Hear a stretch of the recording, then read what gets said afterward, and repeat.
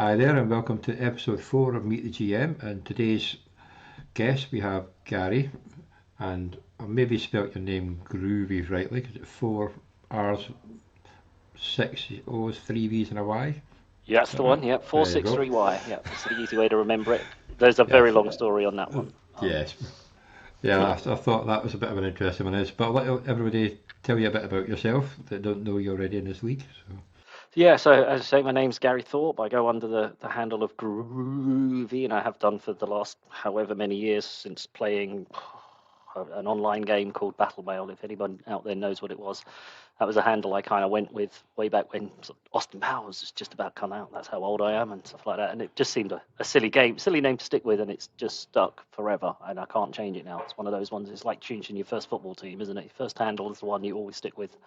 So that's me. I'm in the Orkney Bowl. I'm in multiple other best ball leagues. I've do a couple of bits and pieces around. I've been interested in American football, should we say, since about 1987. So one of the old school ones, the Channel 4, Channel 5 late night highlight reels from the UK.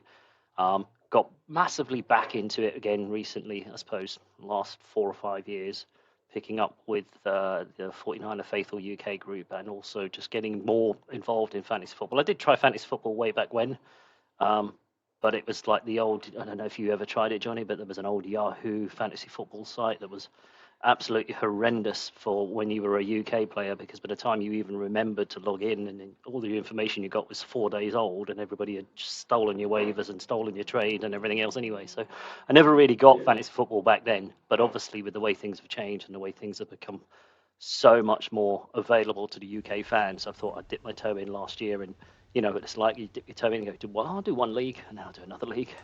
And I ended up doing Yes. 74 leagues and however many dynasties, and so this year I'm trying to rein it back, but then you keep offering new interesting leagues and I keep joining them. So yeah.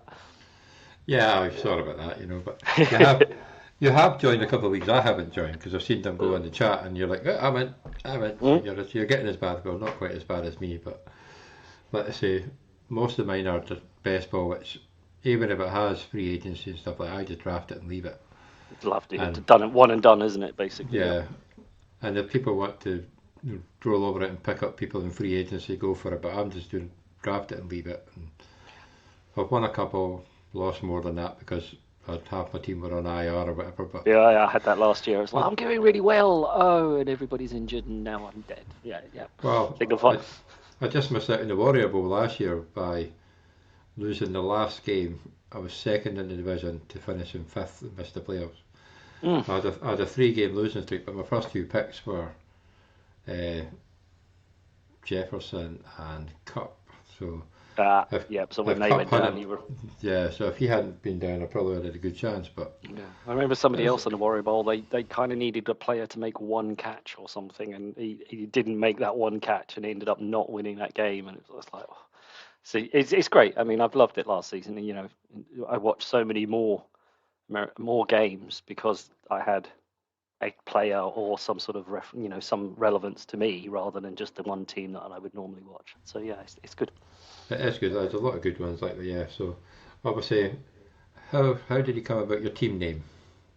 The team name for this one was obviously, I think it was one of the previous iterations of a previous charity version. I think it might have been the British Lions one, which is one of the big leagues that I managed to grab into the satellite feeder league of, and they provided teams with a kind of a name based on the logo and based off of your team that you supported. And so obviously they were kind enough to give me a nice sort of logo, and they said, "Where do you live?" And I was like, "I live in Beaconsfield, Wiltshire type area." And they went, "And which team do you support?" And it was like, "Well, you can't have that because you can't, trademarks and whatever else. You're not allowed to use 49ers as such." So kind of the Gold Rush was a way of wrapping that in, and that's what it came up with. And then obviously for the Orkney Bowl, when you put your great skills to the fore of all of your logos and all of your shall we say, artistic talent, I just kept brought the name over. Yeah, no, I enjoyed making other logos. It kept me entertained over Christmas and New Year.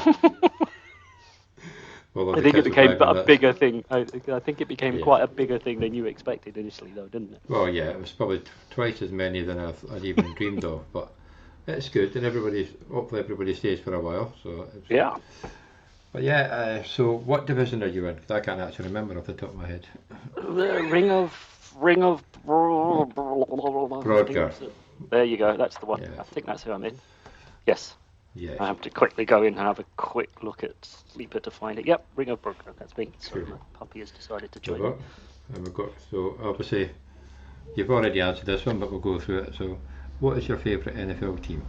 My favourite NFL team is the San Francisco 49ers. And I'll be honest, it was because when I first got into the sport in 1987, much like anybody else, you support the team that's doing really well. And at that time, they were doing pretty well. So that was my team. I chose that team, and that's it. I've been with them ever since. And unfortunately, maybe I'm a bad omen because ever since I started watching them, they've not done massively well since. I mean, Well, in comparison to their glory years, I suppose they've been to the yes, they've been better than I some don't. other teams. So. I was going to say I don't want to rub it into some teams that maybe haven't had the success on Cleveland Browns. Plenty of those. And I think we do have a Browns fan, so you might not like that one if he sees it. Yeah. So, and how many years have you been playing fantasy football? Because it hasn't been as long as I have. So Certainly not as long as that. So this, I think, probably as I say, this is my probably full second year doing it full on. I've dabbled here and there and tried it, and then I've had friends in the States and stuff, and said, let's do a fantasy team. I was like, yeah, great. And then I kind of tried it, and as I say, because things are a lot more accessible now. When I tried it before in 4 or 5, a while back, it was just like who's what, how, and so baffling in terms of scoring and whatever else, and having to wait for 2 days to update it and everything else. And by the time you've done that, it's gone and everything, all the good players and the waivers. And I didn't get waivers, I didn't get free agency, I didn't know half the stuff they were talking about and whatever else, and PPRs and all this sort of stuff. It's just like, I like that player, I like that player, I like that player. Can I pick 11 49ers? No, you can't do that. Okay. And, it was like that. It was kind of like that initially. But yeah, last year I really delved into it and, thought I'd give it a full go and ended up doing so many leagues, so many drafts, so many bits and pieces, and learned so much in terms of analysis and who to listen to and where to go and stuff like that. It was a real eye opener. yeah, so it's good. Sleeper does help with that because obviously you can get so many leagues. Yeah, Sleepers I that think stuff, made a massive help to fantasy football in general. I So think it's a lot easier UI. When I started playing, it was CBS Sports, Cool. and 9 times out of 10 it was just an automated draft. You just set a Just queue click and go. see how it Yep. got on because the drafts are usually 2 in the morning or 3 in the morning, and you're playing all Americans, so Yeah, you have to exactly. be That's quick on your toe for waivers and all that. But the good thing with that is obviously they had a little orange box next to the name and you're the free agent, and that's the ones that were getting hot. So you just try and grab them every week. So that's how I started off doing it. So nice. but yeah, but the site I did one 2 years ago, and the site's completely crap now compared to what it used to be. So. Yeah, and it was interesting. Like I did one last year. I think it was the UK FFC one. I think that one of the big ones. As I say, I managed to throw myself into so many ones last year, and that used MTL, and that in comparison to Sleeper was just very difficult, very clunky, and I think it's a shame because there's lots of time and effort have gone into those sites, and but Sleeper has come along and kind of stormed the charts, if you like, with its UI. It is a lot easier, a lot more interactive, and so many more people now use their phones for everything. The fact that a Sleeper app is better on the phone, and some of that MTL and some of the other ones are literally browser based, and you have to use your laptop to do it. It doesn't help them. No, well that's the thing with Sleeper.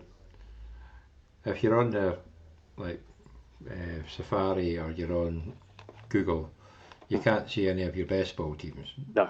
But like even on my Mac, I've got an app, so I just download the app and I can check everything I want. Exactly. Even I don't really, but I know come Tuesday when the league season starts, I'll be turning off notifications between 3 o'clock and 4 o'clock because my phone will just go absolutely mental.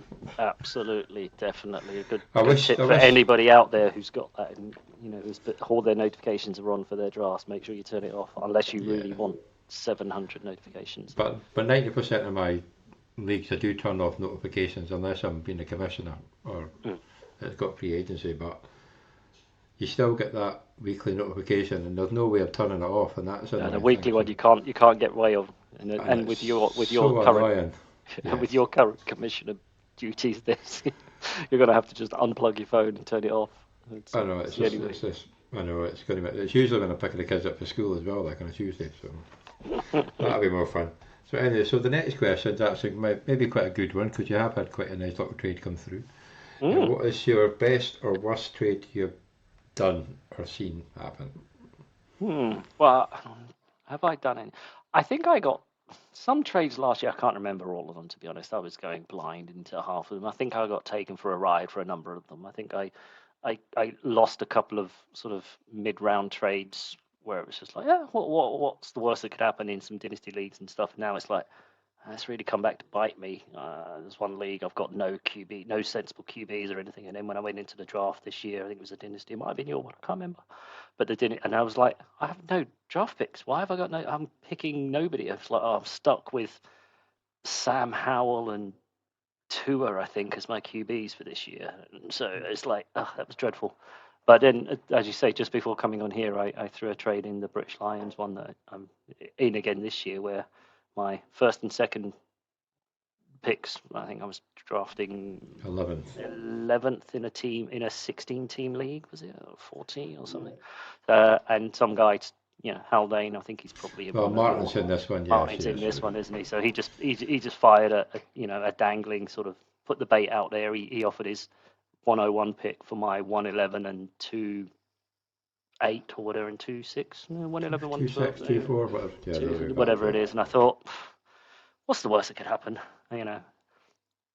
So that's probably the biggest trade I've done, if you like. But I tried other trades, and everyone shot me down last year because when the first time you're doing fantasy football, you do try putting stupid trades out there, and fortunate enough, most people were like, "That's a stupid one. Are you sure you want to either offer that? You're offering too much, or don't be silly. That's like not even worth my time." So that was quite nice to kind of get the tutorial from some of the more sort of senior or experienced players as well. I thought that was quite nice. But even with bad trades, you still got to converse with them. You can, even if it's just, because some people just ignore trades and they sit there forever, and you just wonder, like, you could get stung. Like, I had a trade in UK Dynasty, but I didn't notice it before the league transferred over. Oh. So I accepted it because, well, it would have been quite handy for me, but obviously because it happened in the season before, and circumstances have changed now, it didn't go through. Which is a bit ever so, I probably would have accepted it before. And I don't usually accept trades of that guy because they're usually pretty crap, to be honest, but that was a better one. And I suppose, as you say, it's quite interesting because the more you play, the more leagues you're in, the more you spread yourself around, you get to pick and choose, and you get to understand that certain players try their luck. And fair enough, why not? I mean, from a US perspective, in the UK, I think it's different because, well, I'm assuming it's different. We don't tend to play for money as much. Whereas, some leagues for the US, people are making money on those leagues. People are using those leagues as a form of, raising funds for themselves and whatever else. So they are a little bit more pushy, and they try a few things, and you look at them, you think, seriously, nobody's going to accept that trade. Nobody in their right mind is going to trade their whatever for your third string, never going to start QB or whatever else. But they've got to try it because that might make them that $500 or whatever else that these leagues go for. So. Yeah, well, that's it. Yeah, there's always chances. There seems to be more in the money leagues. So what is your best draft move or worst draft move you've ever made? Like, what's your worst? Not picking a kicker in a league that needs kickers. Yeah, that wasn't really the best one. That wasn't my best move. Well, at least you'll make sure you get a kicker in part 2. So. Oh, exactly. I mean, as I say, I'm still learning. It's still young days, still early days. But yeah, that was quite fun when getting to the end and going, why is my team looking like it's never going to score any points? Oh, kickers were. You needed a kicker. Yeah, that's probably the worst one. Best one I've done, I suppose I picked Amon St. Ra quite late in one of the drafts last year, and he obviously went off for Detroit. So I got lucky in finding him, and I got lucky last year through people that I know through podcasts and stuff. There's one guy who I lent on, and he gave me some tips and sort of pointers, and he does fantasy as a living. He writes for and stuff. And he said, this guy looks like he might go off and stuff like that.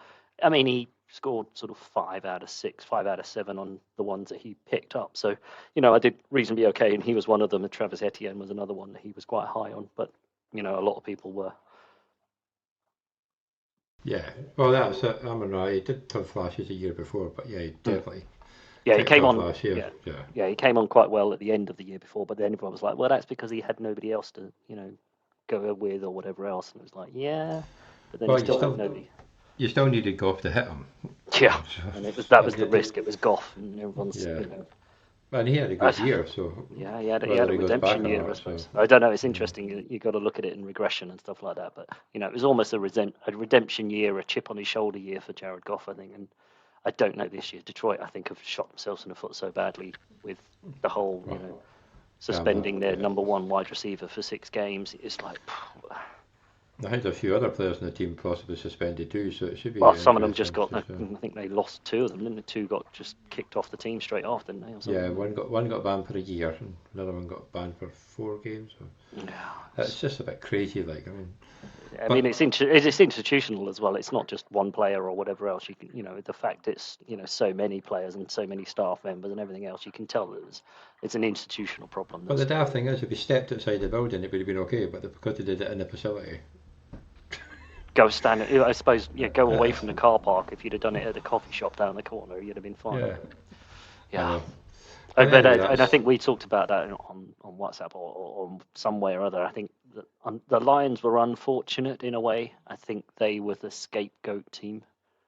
I think it's safe to say that probably most teams or most players and teams have that sort of group of they all bet and have this, that, and the other. But I think the Lions were the ones who were hauled over the coals as an example for everyone else, and I'm sure everyone else sat up, took notice, and really, really tightened up their league, tightened up all of their bits after that. Because that's the thing with your phones nowadays, you know exactly where you are. Yeah. You're all GPS loaded. You can't sort of go, well, I placed a bet in a coffee shop. It's like, no, you didn't. We can see exactly where you were. Well, in fairness, in Orkney, you could be about 50 miles away because it's a bit iffy out here, but over in America, you're okay. Over in America, it's probably a little bit better coverage than sort of stuck out in the wilds of the North Sea, But yes, it's we are getting a bit better because we're near 4G in most parts, so that's not too bad. Anyway, so on to your next one. And this one, you're probably going to upset somebody, so. Oh, yeah. Oh, well, I'm surprised if I haven't done already. Cleveland Browns. Yes. What is your least favourite team and why? Dallas Cowboys. I think everybody's going to say that one, to be honest. They're going to be high up there. They're going to be high up there on everybody's, America's favourite team, but everybody's team to hate. Maybe they're America's favourite team to hate. For me, it's back in the, it's that early 90s rivalry that I remember. They took our crown, if you like. We waned off. They came through, Aikman and Smith, and they came through. The Terrell Owens, the star. There's history there. I just don't like them. I can't. I just physically, vitriolically do not like the Cowboys. Yeah. It's a Celtic Rangers hatred type thing. Yeah, well, it's the same reply Doug had last night. So I think most 49ers will have the same answer to that. I think most 49ers of a vintage would have the same. Yes. I think some of the younger 49ers fans and some of the younger, newer fans to the sport may look at the Seahawks as more of a rival because of being in our league and them having our number for the last few years. I think the younger ones will look that way, but I think Doug and I are of an age and we've watched it. And we remember those horrible games back then when they took our crown away. So, yeah, I think that's... But again, I think the Dallas Cowboys may show up as one of your highest teams that nobody likes, apart from the odd Cowboys fan that are out there. Well, it's Americans' team, that's why. So, allegedly. So what's your favourite former player from your team? Now, this is a tough one because we've been blessed. We've been blessed with a number of absolutely fantastic players, obviously Hall of Famers, gold jackets, etc., etc. And I mean, there's one player who I loved watching, who's not a gold jacket, and I think you probably know exactly who I mean as soon as I say that, who, should be in a gold jacket, should be in Canton. Sorry, 1 second. The first running back to go for 1,000 yards running, receiving, and not in Canton. I don't understand why Roger Craig isn't in the Hall of Fame. I get the stories of, oh, look, you can't have Roger Craig if you had Jerry Rice and Joe Montana and all the others who are in the Hall of Fame. It's like, why not? Why can't you? I mean, he was part of the Hall of Fame team. There's a reason that team got where they did, and a lot of it was on the back of Roger Craig or on the high knees of Roger Craig, if you like. So that one, but also the reason I love football, the reason I played football when I was younger was Ronnie Lott. Just the hitman, just his ability to just lay people out. I just loved it. It was just visceral. It was just violent. It was just violent. It was controlled, violent. But then you read the stories, and he cut his finger off so he could continue playing. Just insane sort of stories you hear. Just an amazing player, and just the sheer violence that he brought to some of his hits. And I still vividly recall the hit in the Super Bowl where the Bengals had that icky. He was going to run all over the 49ers, and that first play, Ronnie Lott just came up and literally laid him out, stopped him dead in his tracks, and it changed. It literally set the tone for the rest of the Super Bowl. So yeah, he's the reason I love football. He's the reason I played football. He's the reason I played free safety when I was younger and threw myself around in exactly the same way that he did. So yeah, he's my favourite 49er. I know that's the thing. A lot of the young ones now can't quite appreciate it like we did. The hits back then, they were brutal. Brutal. I mean, you could probably get away now without wearing some of the protection if you didn't have helmets, but back then you needed it. Oh, or you wouldn't get up half the time. You would not get up half the time. Some of the hits he put across the middle, and the receivers, fair play for the receivers back then going across the middle, because they were always. They knew they were going to get hit. They knew they were going to get absolutely laid out. Yeah, it's the same with Polamalu, Ken. It's just if you saw that hair coming towards you, you're dead. Yeah, or Ray Lewis. Get ready. Yeah. This is really going to hurt. But yeah, and nowadays, as you say, there's protection and everything, and the game is faster, and the athletes are bigger and stronger, and I get all of that, and physical. As specimens, the football players of today would absolutely run all over the football players of the 80s and 90s. I think it's safe to say that.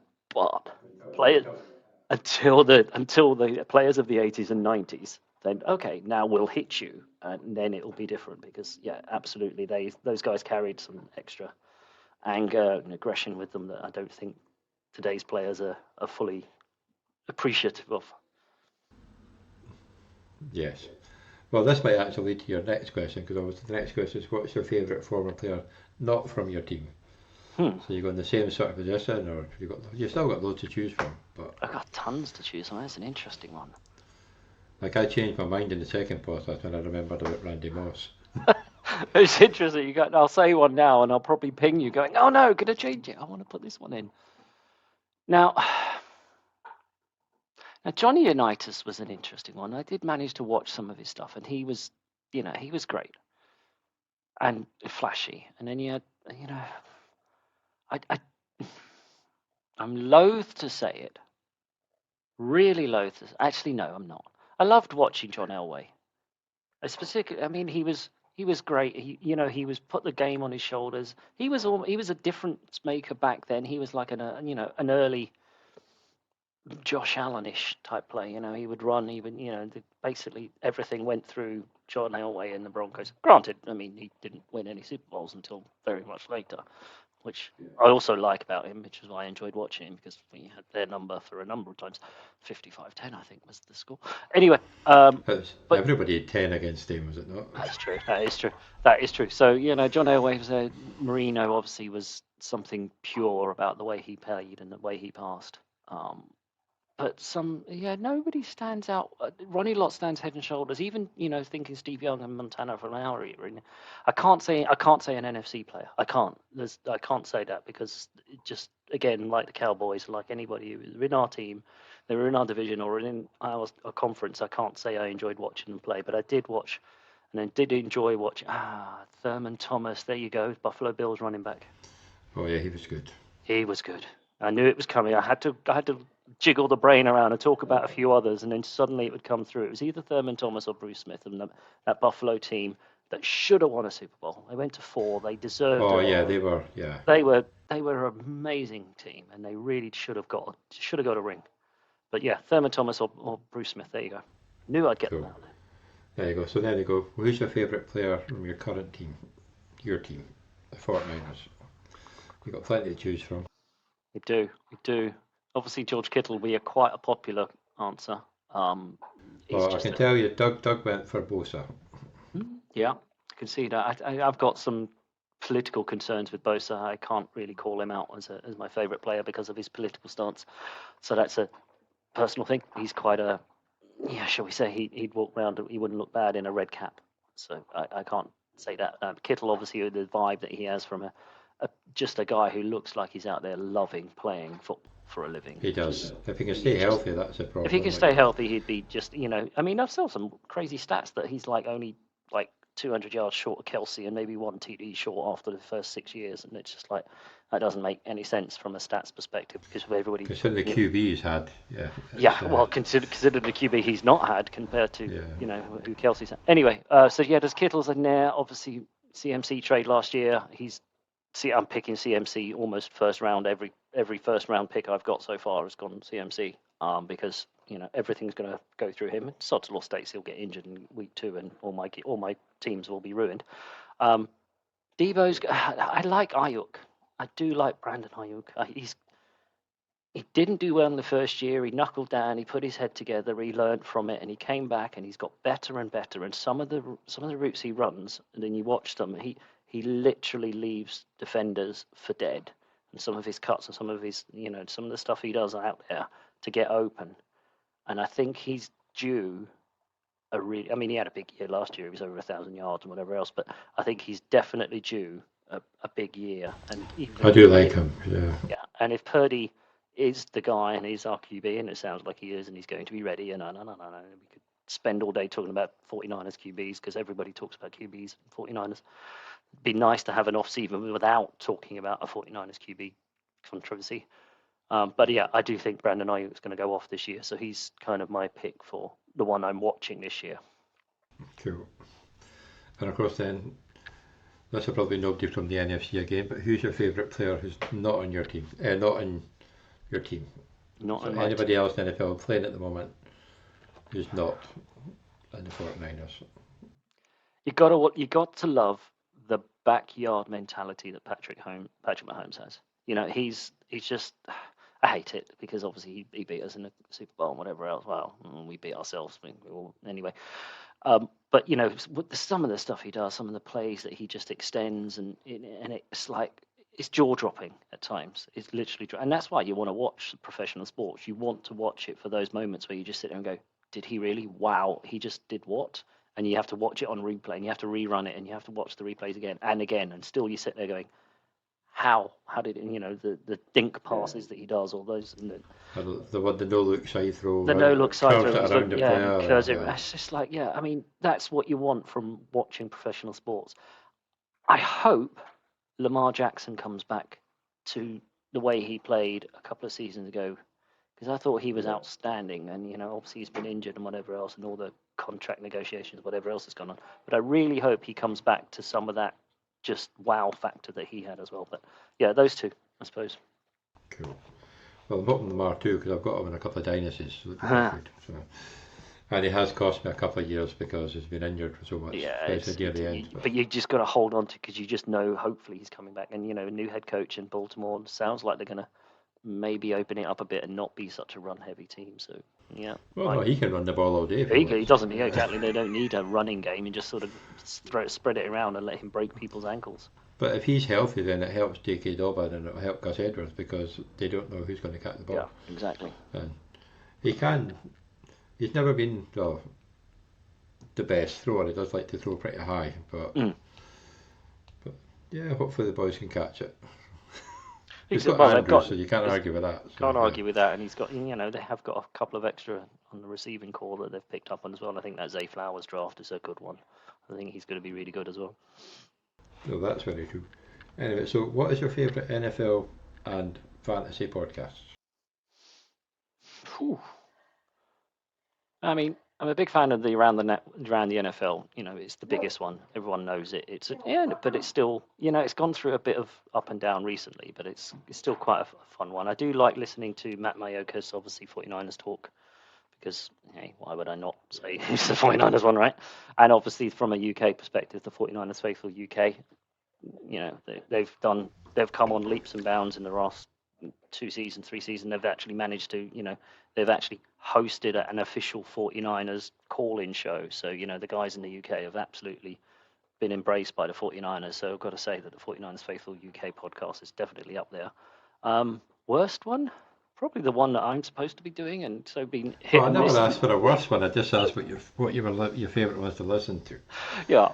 Because you've just gone on to the next question. Getting ahead of Do you write an NFL fantasy space or have a podcast?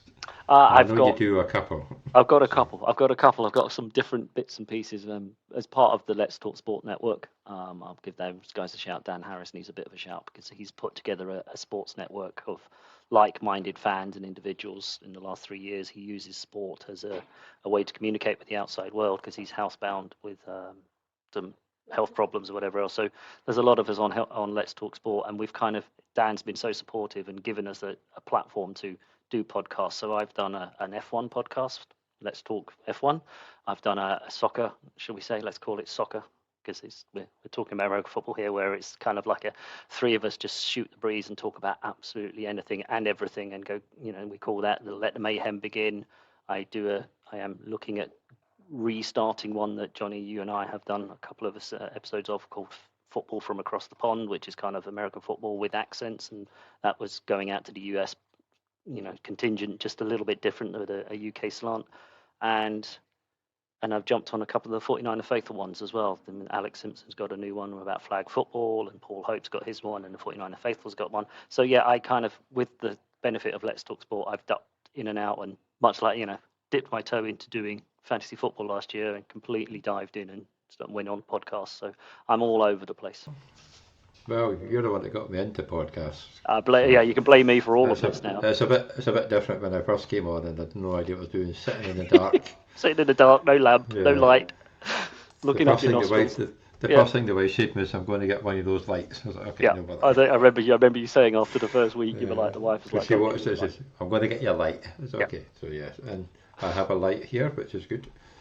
So, and then I have a green screen. You have a green screen. I have a couple of American footballs behind me. Giants and they got turned on. But on the other side, it's got the trophy. But I am going to get my signed pictures and put them over here. Yeah, that's what you need. Because currently they're over there at the moment. So it's no good over there when you can't see them, can you? I know. Well, that's where the desk was, but I've moved it about. So I thought it looked a little bit different. I'm also appreciating your original snack helmet in the top there with all of the stickers. Well, that was the one the kids decorated. I've got two. So I've got a blue one with just the New York Giants, and then the kids just racked themselves with the other one. Mm-hmm. Little finest. So gotta love it. Love it. Yeah, and then we've got this next question came from Chris. It's actually such a good one. I'm going to keep it in. And it's, what is your favourite NFL-related movie documentary? Cool. Because there's a lot to choose from. There's a lot to choose from, and The Blind Side was a great movie. Yes, I never get sick of watching that movie. Never get sick of watching it. Great story, great book, and draft day is always a great watch early in the year, and when draft comes up, it's you've got to watch that on draft day because no matter what you watch that, right? Any given Sunday's a laugh, as a joke, and it's just silly, But De Niro just being De Niro and completely. It's De Niro. No, it's Pacino. Yeah. Pacino. Yeah, just being over the top Pacino is quite a good one. But obviously, I think recently what's been great is those sort of brick by brick that the 49ers did, Hard Knocks, when, got involved. I thought those have been eye-opening in terms of, getting access to teams that you wouldn't have got. So, the problem with some of these movies is the game shots are often... you can tell that they're not NFL sort of live game shots. There's often, high school or, college games or just random extras running into each other. And it's quite, and if anybody's watched Ted Lasso, you know exactly what I mean. But watching when Ted Lasso was still good though. I enjoyed it. It was a great program. It was a great series. But when you watch the actual action. It was like, oh, and that's some of the action you get on some of those NFL or American football related ones. And obviously the longest yard original, or I think I prefer the the one with original. Burt Reynolds. Yeah, I think I prefer Yeah. that was the dirtier, more gritty, Yes.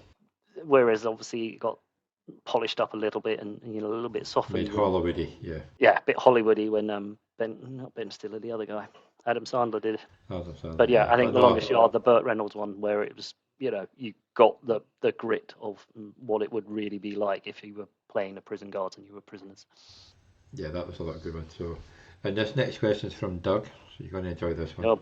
Oh boy.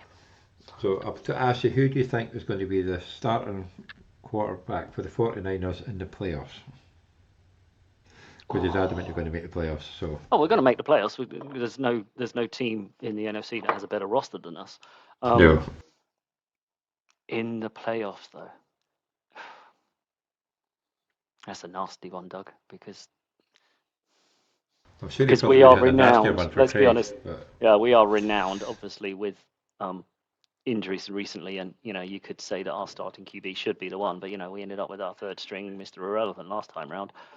I would hope that it's Purdy. I got a sneaky suspicion, and I hate to say it, it's going to be Sam Darnold. Oh, yeah. That'll be... Well, all he's got to do is throw short passes to Kittle. All he's got to do is just CMC. Give it to CMC, screens to CMC, pitches to CMC, let CMC run out and throw it. Just basically snap it to CMC and just stand. Yeah, almost. Debo do the rounds, just Yeah, you got Debo. They've got the weaponry that the 49ers are blessed with. Should mean, and everyone, that was the argument last year, should mean that it didn't matter who was under center. You should be able to beat any team. And up to a point. But to lose your two quarterbacks right after each other to the same rush is a sore one. That was a sore one. I mean, the less said about the NFC Championship game, the better. I think once Jane Johnson got in there and couldn't even catch a shotgun snap, we knew we were in trouble. So, yeah. And hopefully the rules, I think they have implemented the Purdy rule or the 49er rule or whatever, where the third quarterback can suit up. So, it makes sense. And I'm sure they used to have it. Back in the day. I'm sure you'd have like 4 QBs. Well, they had to cut it all down recently, Yeah, I suppose with the roster sizes now, but yeah, it made a bit of a farce of the championship game. Such a big game. Still gave them it wasn't a blowout. I mean, it was one-sided, but it wasn't a blowout. But I mean, it was so one-dimensional, and everybody knew what we were doing. So it was like, fair play for Purdy for going back in, but I mean, did he do himself even more damage? He couldn't throw the ball. Did he actually do himself any more damage? Is the question you have to ask yourself. And so that's all the questions, and I hope you enjoy the Orkney Bowl. I love it. The relegation and all that and stuff like that. But brilliant. I mean, the amount of effort you've put in, and the explosion that it became from just a thought process. I remember talking with you in something last year, going, "Well, I think I might put a charity bowl together. I think we'll call it this. I wonder what you think." And now you've got how many players now? You've got like 100 teams. And there's 100 teams in the charity, and there's 96 in the Orkney Bowl. I mean, most of the teams in the Orkney Bowl are not actually in the charity bowl. I mean, that says it all, doesn't it? It's there's a lot of famed people, your podcasts and all that. Murph and Hannah, who won one of the big best ball tournaments. You got Matt from GTT. You got Greg from Warrior Bowl, and there's a lot of other good charity. A lot of big names in the other. So it's great. It's going to be a tough one to win, but it's all about charity. It's not about winning. Exactly. It's not. I mean, it's a bit of fun. It's a bit of enjoyment. It keeps the entertainment. And as I say, it keeps players and keeps us watching games that we wouldn't because we've got a player in it. But in the end, you're raising an awful lot of money for a really good cause, and well done you for putting it together. And I think I forgot what I was going to say now. Don't know. I'll just. Oh yeah, I just thought the idea of whoever wins gets to choose a charity for next year. Then that way you can pick local, because I picked an Orkney charity. Absolutely. And it gives them whoever wins, that in. They can pick a big charity. They can pick a local charity. I think we're up to about £780 raised. There you go. and there's still about 20 odd people still to donate. So Okay, so may get that £1,000. Yeah, like I set a target for 400 because I didn't think there was going to be that many people. But Yeah, and that went so out the window pretty that got quickly. well smashed. Like Yeah. there's even an Orkney boy on Twitter who's not even in it, Rob, who donated. Oh, well, because he saw it and just thought, I'm Yeah, getting in on that. Brilliant. because he likes he's a Raiders fan, so Ken, you can't help being that. Like, Some people, yeah. but yeah, he works at the hospital with long where my wife works, so I always see a bump into him in Tesco's or in the street or whatever. Like he's always Yep. slagging me off, and I'm slagging him off. But yeah, he follows me on Twitter. So he donated a good chunk too. So it was nice to That's do. a nice touch. That's a nice touch when, it's doing well. I mean, it's as you say, it's charity. It's doing well for the local charity that you're picking it for, but it's also putting Orkney a little bit, out there into the wider consciousness of, there are people that watch football all over the world, and even in the tiny little islands in the north of Scotland. Yes, it's good. Yeah. So, but thank you for coming on. It's been a And I hope pleasure. you It's get been a lovely chance to to watch the rest of them. And we will have to get our across the pond or whatever you want to call it. whatever it'll be called Up this and year. We running. might change the So name. Yep. we'll get that up and running again. Maybe Be get good. We have Craig to get Craig and Doug and everybody else like we got. Get some cheeseheads back on. Craig is pretty busy with his new job. Like he's Yeah. always busy, but we'll try and get him on at some point. Yeah, we can squeeze it around. We Have a can be good flexible. laugh. Be a good laugh. It was a good laugh last time around, so it'll be good to get him back. Of Johnny, course, thanks for your time, buddy. Oh no! Before you go, you have the question to ask for Craig in the next episode. This is what Doug was hoping for, but you came in place. So Okay, now that the Rodgers era is over, how many years do you expect the Packers to be in the doldrums for? you'll get a good answer to that one, I think. Yeah. And he might even watch us. You'll know to actually look out for it. Waiting for it to pop up, Yeah. going.